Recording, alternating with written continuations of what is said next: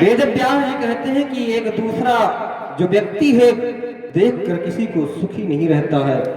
कहते धर्मात्मा और दृष्टु कतिश्चित भवति कभियचित।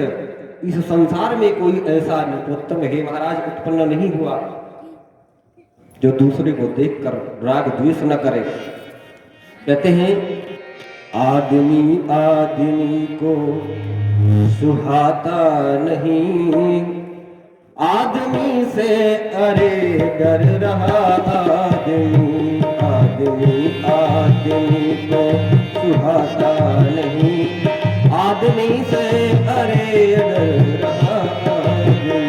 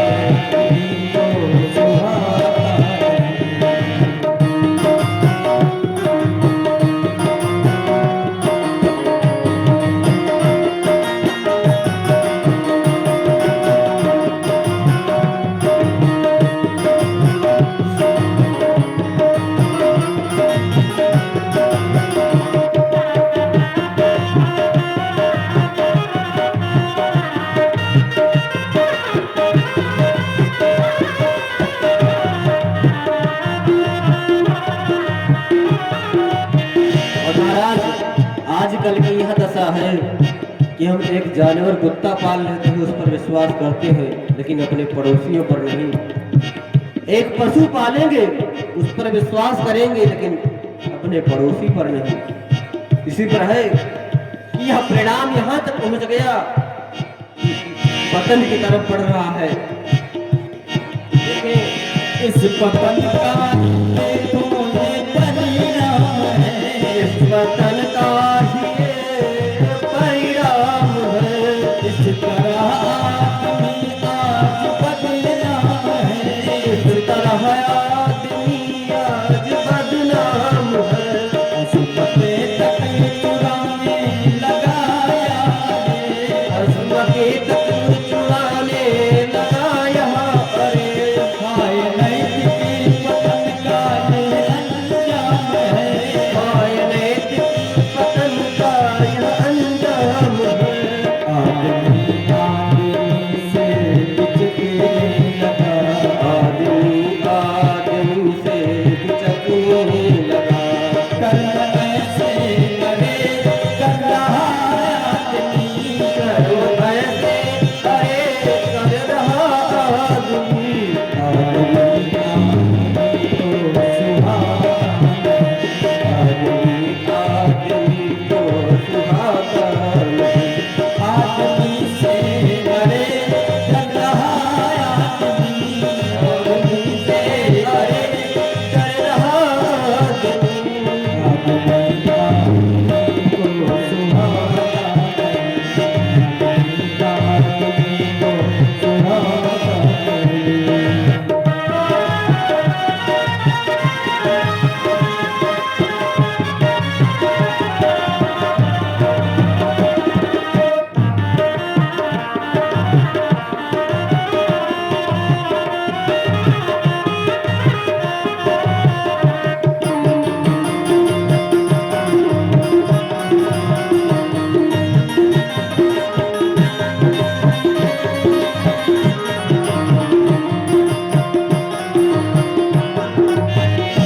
ये मनुष्य किस पतन गर्त में खो गया, ये मनुष्य किस पतन गर्त में खो गया। आज तेरा तू मेरा कहाँ सो गया, आज देवा तू तेरा कहाँ खो गया। देवता भी तरसते थे जिस देह को, देवता भी तरसते थे जिस देह को। उस मनुष्य देह को आज क्या हो गया, उस मनुष्य देह को आज क्या हो गया। जो मनुष्य था चढ़ा देव की दृष्टि में, जो मनुष्य था चढ़ा देव की दृष्टि में। क्यों मनुष्य दृष्टि से रोक रहा, क्यों मनुष्य दृष्टि से गिर रहा आदमी। आदमी आदमी को सुहाना, आदमी आदमी को सुहाना।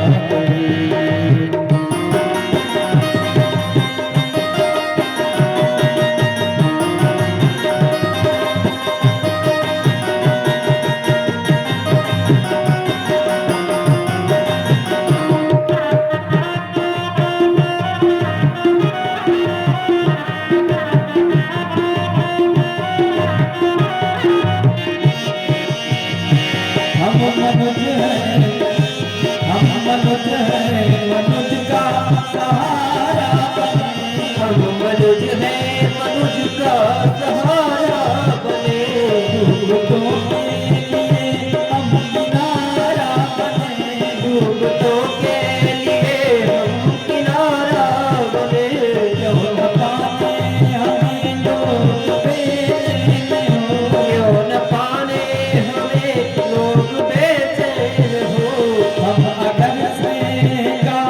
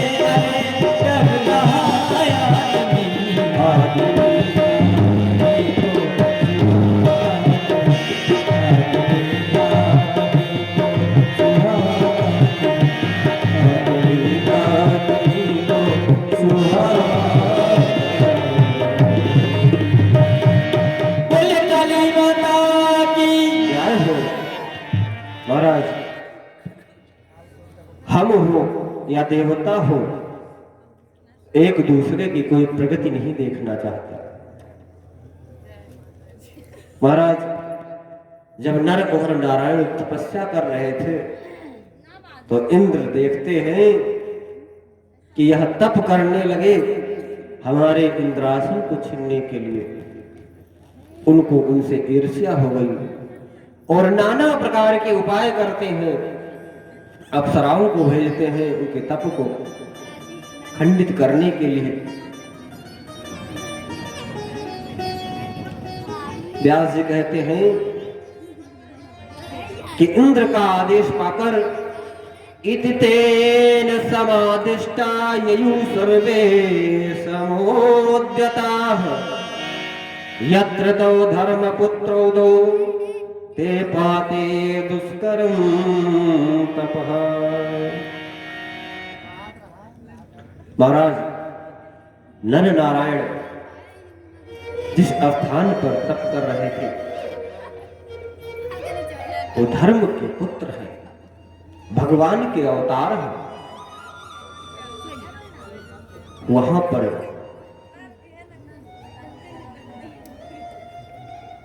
कहते हैं कि जाने के लिए तैयार होते हैं पूरे अस्त्र शस्त्र के साथ। व्यास जी कहते हैं कि सर्वप्रथम उस पर्वत श्रेष्ठ गंध मादन पर्वत पर बसंत पहुंचा। नर नारायण की तपस्या के खंडित के लिए भेजा गया इंद्र द्वारा और ब्रह्मों के समूह के सहित वहां मड़गाने लगा। नाना प्रकार के सुगंध ही के स्वरूप को लेकर वहां प्रकट कर देता है। कहते हैं कि बभूव को किलालाप वृक्षाग्रेषि मनोहराः वल्गे पुष्पिता सर्वा आलिंगनोत्तमान्। महाराज, वृक्षों की डालियों पर कोयल की मनोहारिणी वृक्ष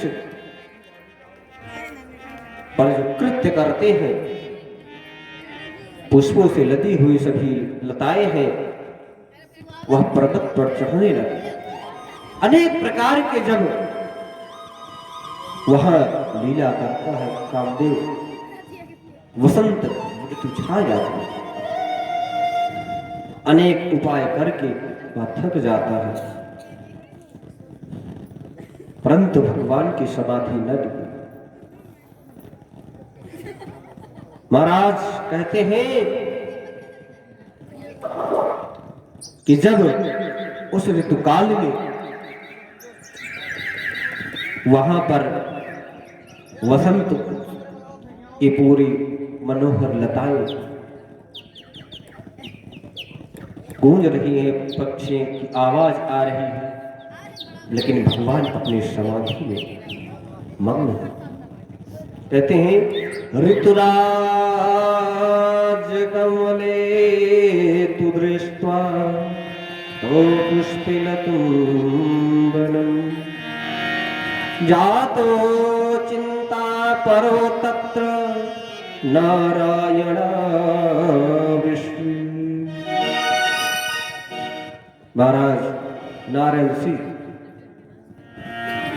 तप कर रहे थे, वसंत का आगमन हुआ, संपूर्ण वन में पुष्पों से सुशोभित होकर देखकर दोनों नर नारायण चिंतित हो उठे। वो सोचने लगे कि आज समय पूरा हुआ, बिना ही शिशिर ऋतु बीत गई, ऐसा कैसे होगा? चिंतित होने लगे। इस समय तो समस्त प्राणी काम से पीड़ित होने के कारण अत्यंत विह्वल दिखाई दे रहे हैं। काल के स्वभाव तथा नियम में इतना अद्भुत परिवर्तन आज कैसे हो गया? विस्मय के कारण विस्फारित नेत्रों से मुनि नारायण नर से कहने लगे कि पश्य भ्रातरिमे वृक्षा पुष्पिता प्रतिभान्ति वै कोकिला पद संघृष्टा भ्रमलाल विराजिता है। कहते हैं ये पुष्पों से लदे हुए सुशोभमान सुसज्जित हो रहे हैं और कोयल की मधुर ध्वनि हो रही है, भ्रमर को विराज कर रहे हैं। हे मुनि, यह कैसे हो गया? यह भयानक हाथी के विदीर्ण करता हुआ यह वसंत ऋतु कैसे आ गया?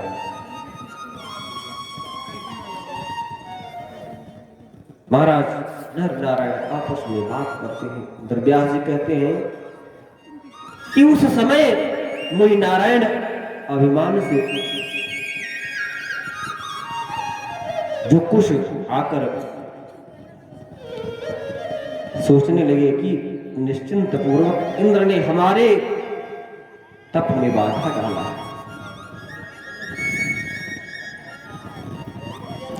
ये सब बेचारी क्या चीज है? महाराज जब अप्सराओं को भेजते हैं तो उनको भी लज्जित होकर सिर झुका देना पड़ता है।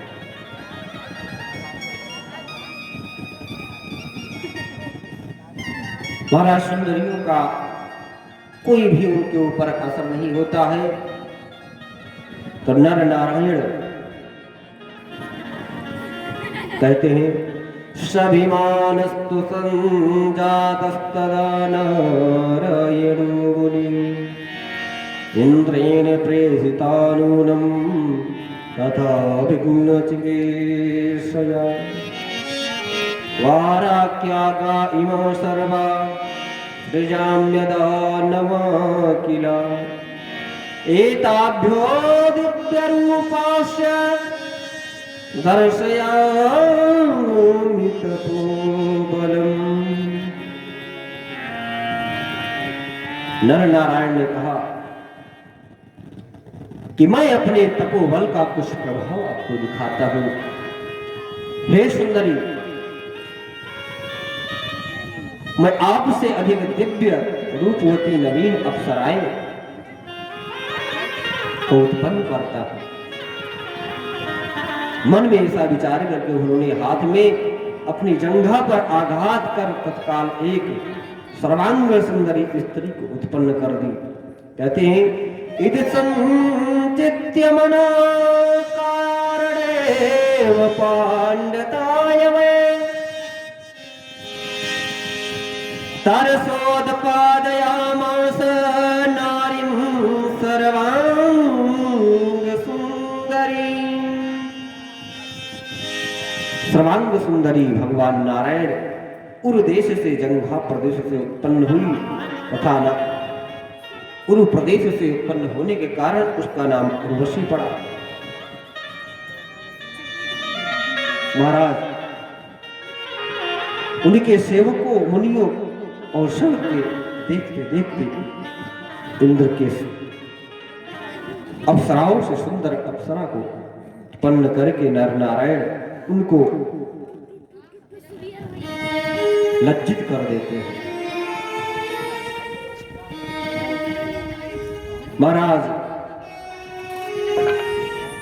नर नारायण कहते हैं कि हम दोनों तुम पर सब पर प्रसन्न तो नहीं है, लेकिन फिर भी इंद्र के द्वारा आप लोग यहां आए हैं, आपका सम्मान है। कहते हैं यंत स्वर्गम गृहीत्वेवामेव मूर्वसीं चारुलोचनम् उपायानमयं बाला गच्छत्व मनोहर।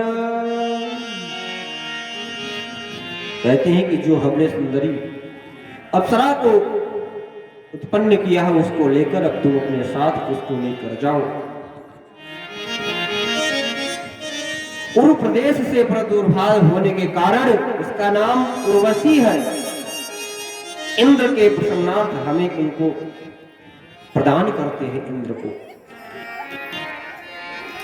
सभी देवताओं का कल्याण हो और सभी लोग इच्छा अनुसार यहां से प्रस्थान करें। अब इसके बाद तुम कभी भी मेरे तप में बाधा मत डालो। इंद्र से जाकर कह दो कि हमें उनका इंद्रासन नहीं चाहिए। महाराज देवियां कहती हैं कि हे महाभाग, हे नारायण, हे सुरश्रेष्ठ, परम भक्ति के साथ प्रसन्नता पूर्वक सभी अप्सराएं आपके चरण कमलों का सानिध्य प्राप्त कर चुकी हैं। अब सब कहां जाएं? हे नाथ, हे मधुसूदन, हे कमल कटाक्ष, यदि आप हमको वरदान देना चाहते हैं, प्रसन्न है, तो हमको कुछ इच्छा है, अपनी इच्छा को प्रकट कर रही हूं, उसको आप ध्यान से सुनिए।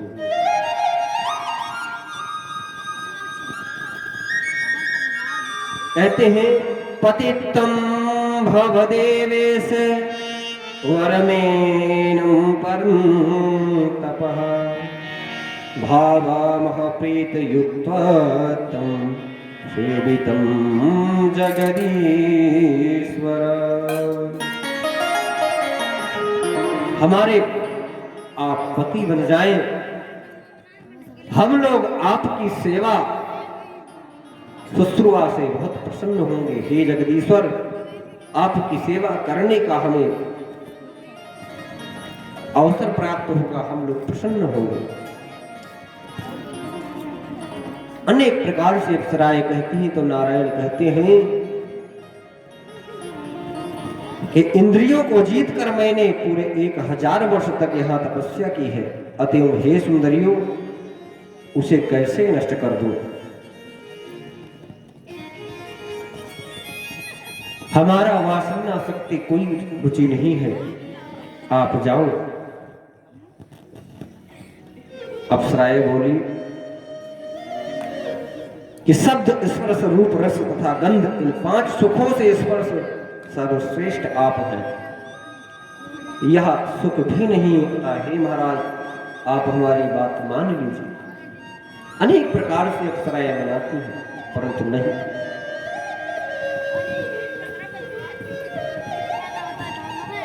कहती है आप पूर्ण रूप से आनंद प्राप्त करते इस गंधमादन पर